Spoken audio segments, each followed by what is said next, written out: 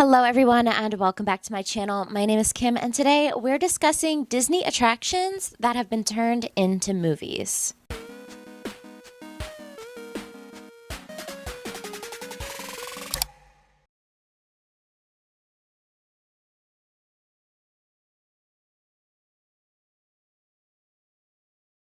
The next attraction, or area rather, is Tomorrowland. Obviously, this is a little different than focusing on a single attraction, but the movie is called Tomorrowland and it's loosely based on the area, so here we are. Before we get into the movie, I want to talk a little bit about the different versions of Tomorrowland in the American park specifically, and then when I get into the movie portion of the video, I can point to the specific pieces of each Tomorrowland that I think the movie incorporates. I think that might be a little easier than just talking about one specific park's version. The original Tomorrowland was created in 1955 with the opening of Disneyland California, but it has gone through different iterations through the years. Ever a futurist, Walt Disney wanted to show the American public how the world was moving into the future. As a whole, the message of Tomorrowland is progress, and it was made very clear early on that Tomorrowland could never be finished. It had to be ever-changing, and Disneyland California's version of that area is the perfect example of that. The first generation of Tomorrowland in California began in 1955 and it ended in 1966. It represented a future in the year 1986, and boy, did they have high hopes for those 30 years. The attractions that could be found in this area upon opening was the Autopia, a stop for the Disneyland train, and a walkthrough version of the 20,000 Leagues Under the Sea. The first two are still available to experience in the park today, but the walkthrough was closed in 1966. In 1959, the Disneyland monorail was added to this part of the park, offering guests an alternative entrance and exit into and out of the park. Now in 1967, Tomorrowland version 2.0 began, and it ran until 1977. Old corporate sponsors were changed and new attractions were added. Old scenery was updated and the original layout was demolished. And with the addition of the People Mover and the Flight to the Moon, this new iteration of Tomorrowland theme was branded the World on the Move. In 1976, the Flight to the Moon was updated to Mission to Mars, more on that later, because, well, we had already begun going to the moon at this point, so Imagineers had to imagine something bigger and better. Always progressing. In 1977, Space Mountain was open, and in 1986, Star Tours and Captain EO, two George Lucas projects, opened. While there were some openings and closings, a bit of drama involving routing teenage locals in the mid-90s, the next version of Tomorrowland wouldn't begin until 1998, and that would last until 2004. This new version of Tomorrowland was loosely based on the retro-futurist concepts of Jules Verne, much like Disneyland Paris' Discoveryland. The land was painted in golds and browns with green to highlight the landscape. Space Mountain experienced a 2-year refurb in this time, while a few other rides closed permanently. And in 2005, Tomorrowland experienced yet another upgrade.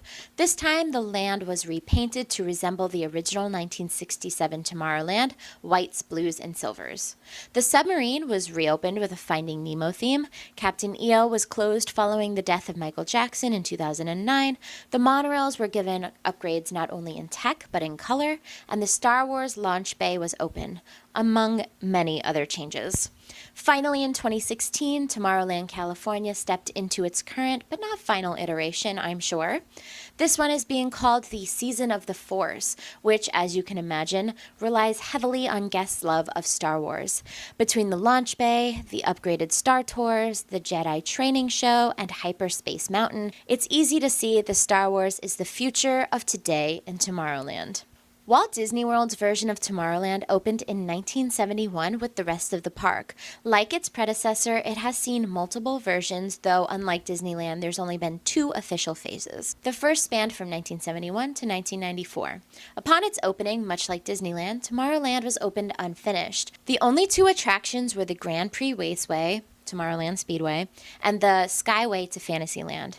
Quickly, other attractions and restaurants were added, such as Flight to the Moon in the winter of 1971 and the Carousel of Progress, which opened in 1973. The Carousel of Progress is one of those classic sit-down attractions taking guests through the 1900s. Starting around the turn of the century and moving through the 1980s-ish, we see the family enjoy all of the modern conveniences, and we enjoy the iconic song, A Great Big Beautiful Tomorrow. The Carousel of Progress was originally created for the New York World's Fair in 1964, but was soon moved to Tomorrowland in California before being relocated to Florida, where it has existed ever since. It's a perfect time capsule, a look into the future from the eyes of the past. And the song is damn catchy too. There have been some cosmetic changes to the area over the years, and of course, attractions come and go. Alien Encounter, the Tomorrowland Theater, to name a few. But ultimately, Tomorrowland in Walt Disney World has remained relatively the same throughout its 4+ decades. As you can see, the two Tomorrowlands aren't totally similar, but the message always remains the same: technological growth and human progress. That is certainly a theme that you can find within the actual movie of Tomorrowland as well. Now, I have to admit, going into this movie, I knew less than nothing about it, but it's called Tomorrowland, so it has to be decent, right? Not unlike the Jungle Cruise, this movie was in the works for a while, though the story isn't as sordid. It was originally announced in June 2011, but it wouldn't begin filming until 2013. Ultimately, the movie was released in May of 2015. Written by Damon Lindelof and Brad Bird, and directed by Brad Bird, Tomorrowland stars George Clooney, Hugh Laurie, Britt Robertson, Kathryn Hahn, and Tim McGraw. A movie about a disillusioned genius inventor and a teenage science enthusiast who embark on an alternate dimension known as Tomorrowland. The movie cost upwards of $190 million, but only netted $209 million at the box office, deeming it a commercial failure for inability to recuperate costs. The critics' rating was less than desirable as well. On Rotten Tomatoes, the movie scored 49% with critics and only 50% with audiences. This was yet another flop of a movie, but Dave Hollis, distribution chief of Walt Disney Studios at the time, said, quote, "Tomorrowland is an original movie, and that's more of a challenge in this marketplace. We feel it's incredibly important for us as a company and as an industry to keep telling original stories," end quote. Unfortunately, we've seen in more recent years that more original stories coming out of Disney don't draw as much as the sequels and prequels and reboots of old. Now, I'm no film critic. I don't want to wade into that discourse, but it's interesting that even back in 2015, there was acknowledgement that existing IPs does leagues better than any original stories do, even if the original stories are tied to such recognizable subject matter. But that's what the critics think. What do I think? The movie begins with Frank and Casey, who we'll learn are two of the main characters, and they're making some sort of transmission while there is a clock counting down to something. Frank starts first, beginning in his childhood, talking about when he went down to visit the New York World's Fair in 1964. Young Frank heads into the Hall of Inventions to sell off his jetpack, but is ultimately rejected as the jetpack doesn't work. Still, he catches the attention of a young girl, Athena, who offers him a T-shaped pin that allows him access to Tomorrowland. Tomorrowland is a beautiful, futuristic utopia with big, pristine buildings, robots, flying cars, and rocket ships. When Frank arrives, he reunites with Athena, but before we can find out what Frank's time was like in Tomorrowland, Casey interrupts and starts telling her story instead. Modern day 2015, Casey is a teenage girl living with her father and her brother in Orlando, Florida. Her father is a space engineer working for NASA, but Cape Canaveral is working to deconstruct the launching pad, which would put her dad out of a job. So she goes out frequently at night to sabotage the construction site and delay the project as much as possible. Until one night, she gets arrested. When collecting her things at the police station, Casey finds the same T-shaped pin that was given to Frank all those years ago, and she is suddenly transported to Tomorrowland. Or the outskirts anyway. When Casey tries to share this with her father, they find that the pin only works for her. So she sneaks out that night again and goes to Tomorrowland on her own.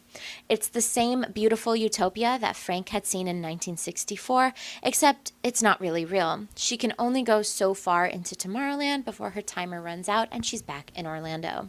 After a bit of research, Casey finds a collector in Houston that will maybe help her get more information on the pin.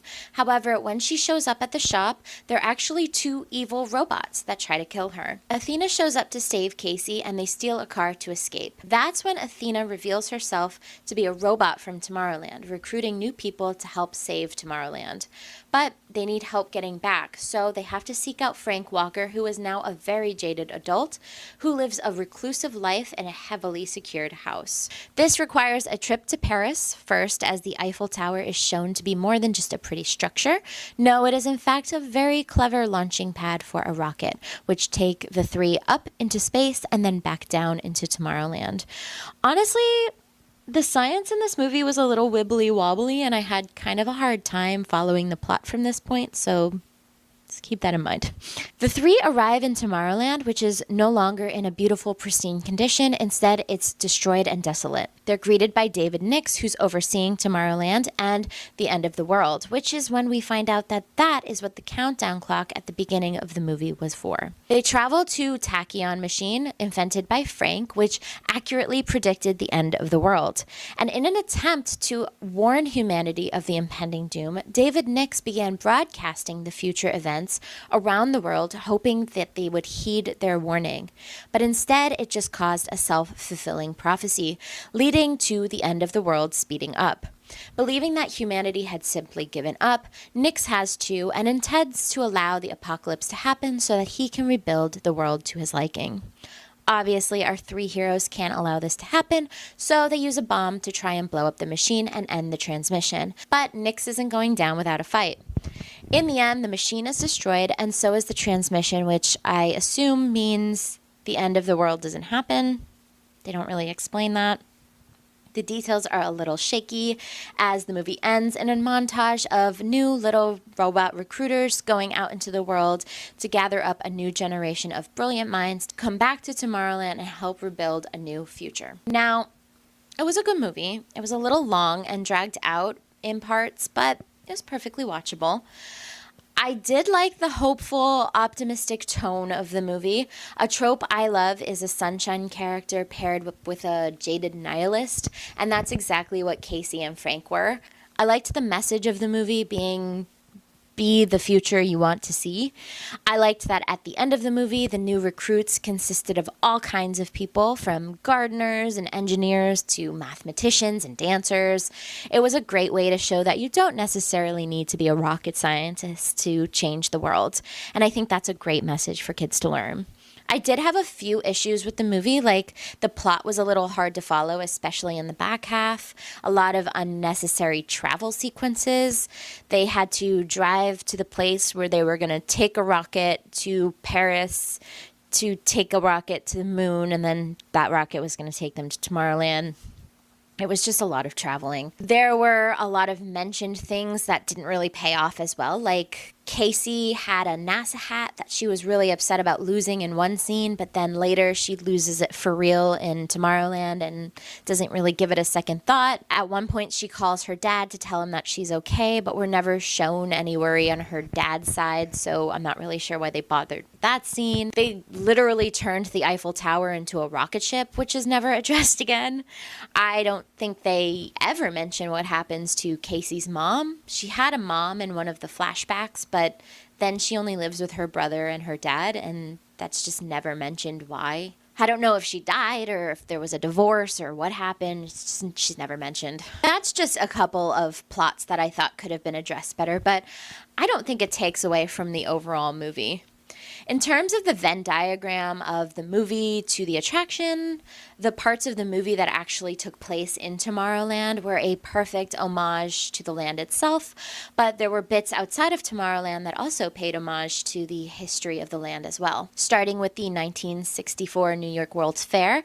As we know, Walt Disney had a heavy presence in there in real life, debuting not only It's a Small World, but the Carousel of Progress as well. While we don't see the latter in the movie, the song It's a Great Big Beautiful Tomorrow is featured in the beginning of the film. There's also a People Mover featured, one of the rides at Tomorrowland, and it's sponsored by Greyhound. Now, I'm not sure if that was just product placement for the movie, but I'm choosing to believe it is a callback to how heavily sponsored everything in Tomorrowland was in the early days. Casey is from Orlando, which obviously so is Walt Disney World. And when she goes to Houston, the collectible shop is chock full of Star Wars memorabilia, which is definitely a call to the heavy presence of Star Wars in Tomorrowland in California. Once the characters enter Tomorrowland, that's when the references get really heavy-handed. In the background, you can catch glimpses of Space Mountain and monorails, people movers, and rockets to the moon or Mars can be seen as well. Not only are there robots and the architecture similar to Tomorrowland seen at the parks, but the outfits that everyone wears are very reminiscent to the costumes that cast members would wear at the parks in the early days as well. Even in the design of the rocket that Frank, Casey, and Athena take to Tomorrowland is designed similarly to the attraction A Rocket to the Moon. That's a defunct ride at Disneyland and Walt Disney World, with everyone in their own chairs looking through the window above. It was very clear that the creators of this movie understood Tomorrowland and did their best to incorporate the design as much as they could, and I really appreciate clocking the little Easter eggs throughout. I would recommend this movie. It's a good movie, if a little bit long. It's got a good inspirational message, and like I said, finding the references to Tomorrowlands of the world is an adventure on its own. 3 out of 5 stars. Check it out on Disney Plus, and let me know what you think in the comments below. There is one final movie that I wanted to mention very, very briefly in this video, one that I don't want to spend too much time on because it's not an attraction that you can find anywhere in the parks anymore. This is a mini honorable mention specifically for the 2000s movie Mission to Mars, based on the Tomorrowland attraction of the same name. As I mentioned in the Tomorrowland section of the video, this ride originally opened as Rocket to the Moon in Disneyland in 1955 and as Flight to the Moon in Disney World in 1971. It didn't stay that version for long as it changed to the Mars version in 1975. By 1993, the ride was closed in both Disneyland and Disney World. At Magic Kingdom, this ride was located in the now empty theater where Stitch's Great Escape and Alien Encounter once were. Guests would first enter a viewing area known as Mission Control, which was modeled after a typical Mission Control Center. Facing the audience was an audio animatronic flight director, Mr. Johnson. He would talk to and show film clips to explain how humans have made numerous advances in space travel and manufacturing, in microgravity, and also learned how to deal with the effects of space. The lecture was interrupted once per show by an intruder alarm caused by a large bird crash landing near the spacecraft launch pad. After the pre-show, guests would move on and finally board their spacecraft. Inside was a circular theater with stadium-like seating with a circular flat screen on the ceiling and floor. During the mission, guests could look at the views from outside the spacecraft from either of these screens. During the mission, the ship becomes damaged, possibly by a volcanic eruption, and the ship has to quickly head back down to Earth. The seats in the attraction would simulate the vibrations and G-forces from hyperspace during takeoffs and landings by filling with compressed air. Finally, the spacecraft landed safely back on Earth, and Officer Collins would then urge guests to return and visit again. As he explained, there's a lot more to see on Mars. Now, the movie of the same name, Mission to Mars, was released in March of 2000. It was written by Graham Yost and Jim and John Thomas. The movie was directed by Brian De Palma and starred Gary Sinise, Don Cheadle, Connie Nielsen, and Jerry O'Connell. The film depicts the first crewed Mars exploration mission gone awry. American astronaut Jim McConnell, played by Gary Sinise, helps to coordinate a rescue mission for a colleague, which kind of sounds like the Apollo 13 storyline. Gary Sinise was also in that movie. Weird. The movie cost $100 million, but only made $111 million, making it a commercial disappointment. But don't worry, the movie was also a critical failure as well. It has a score of 24% on Rotten Tomatoes, and the film was nominated for a Golden Raspberry Award for Brian De Palma in the category of Worst Director. And he couldn't even win that. He lost to Roger Christian for Battlefield Earth. Now, I've never been on Mission to Mars, and I don't plan on watching this movie, but if there are any big Mars heads out there, feel free to let me know in the comments how the two compare. But for now, That's the end of this section and the end of this video. Please like this video if you like what I'm doing. Share with your friends so they can see it too. Comment your favorite Disney ride or movie below, and subscribe for more. You know the drill. As always, thank you guys so much for watching. I will see you in the next one.